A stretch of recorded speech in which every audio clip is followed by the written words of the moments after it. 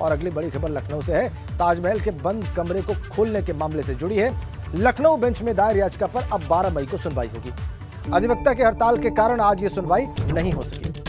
याचिका में बंद 22 कमरों को खोलने की मांग की गई है। इस याचिका में रजनीश सिंह याचिका करता है और लखनऊ बेंच में, डिवीजन बेंच में याचिका दाखिल की गई है। ताजमहल के जो 22 बंद पड़े कमरे हैं उनको खोलने की मांग है इस याचिका में।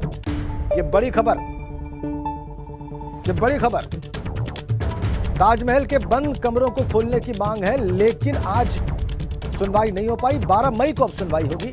अधिवक्ता की हड़ताल की वजह से आज सुनवाई नहीं हो पाई।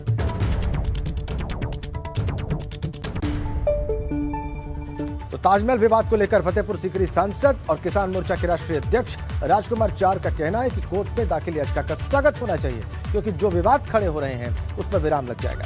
साथ साथ उन्होंने सवाल उठाते हुए पूछा कि ताजमहल में भगवाधारियों के प्रवेश पर रोक क्यों है। ताजमहल वर्सेस तेजो महालय प्रकरण अब न्यायालय की चौखट पर पहुंच चुका है। इलाहाबाद हाईकोर्ट की लखनऊ बेंच में इसमें सुनवाई होनी है। एक याचिका दाखिल की गई है। तो ऐसे में क्या लग रहा है, क्या जो इतिहास के गर्त में जो सच छिपा हुआ है, क्या वो सामने आ पाएगा? कोर्ट का क्या रुख रहता है? बात करने के लिए हमारे साथ हैं आगरा के फतेहपुर सीकरी से सांसद राजकुमार जी। क्या देख रहे हैं, ताजमहल अक्सर इतना विवादों में क्यों बन रहा है? एक हिंदुस्तान में टूरिज्म का गेटवे है ताजमहल, और लेकिन वो कहीं ना कहीं लगातार एक के बाद एक सुर्खियों में बना हुआ है। इसको आप कैसे देखते हैं? देखिए, ताजमहल आगरा में है और पूरी दुनिया ताजमहल को देखने आती है। ये बहुत अच्छी बात है। आगरा के पर्यटन को भी बढ़ावा मिलता है। लेकिन ताजमहल की अगर सच्चाई सामने आती है और न्यायालय के द्वारा सामने आती है तो उसमें कोई बुराई नहीं है।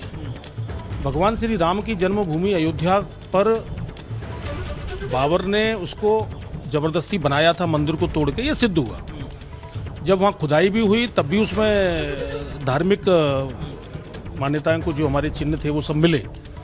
और इसी प्रकार से भी आप देख रहे हैं ज्ञानवापी मस्जिद बनारस के अंदर भी, वहाँ भी ये कार्रवाई चल रही है। भगवान कृष्ण की जन्मभूमि मथुरा के अंदर भी सब जानते हैं कि बाबर ने इस देश में क्या किया, औरंगजेब ने इस देश में क्या किया, हुमायूं ने इस देश में क्या किया। शाहजहां सहित मुगल कालीन शासकों ने हिंदू धर्म को नष्ट करने के लिए सारे कुप्रयास उन्होंने किए, लेकिन धर्म को वो कभी नष्ट नहीं कर पाए। देश की जनता और दुनिया की जनता अगर ये सच्चाई जानना चाहती है तो इसमें किसी के पेट में दर्द नहीं होना चाहिए। राजकुमार चाहर आपने देखा सांसद हैं और उनका साफ साफ कहना है कि किसी के पेट में दर्द नहीं होना चाहिए अगर कोर्ट में बात जा रही है और सच्चाई जानने का प्रयास किया जा रहा है। अब बात आगरा की, जहां पर भगवाधारी संत जगत गुरु परमहंसाचार्य ताजमहल में प्रवेश न मिलने को लेकर इलाहाबाद हाईकोर्ट पहुंच गए। हाईकोर्ट में परमहंसाचार्य और उनके शिष्य धर्मेंद्र गोस्वामी की ओर से याचिका दाखिल की गई है और इस याचिका में परमहंसाचार्य की तरफ से भगवा वस्त्रों में और धर्मदंड के साथ ताजमहल में प्रवेश की कोर्ट से अनुमति मांगी गई है। आपको बताएं कि 26 अप्रैल को भगवाधारी संत परमहंसाचार्य को ब्रह्मदंड के साथ ताज में प्रवेश करने से सुरक्षा कर्मियों ने रोक दिया था।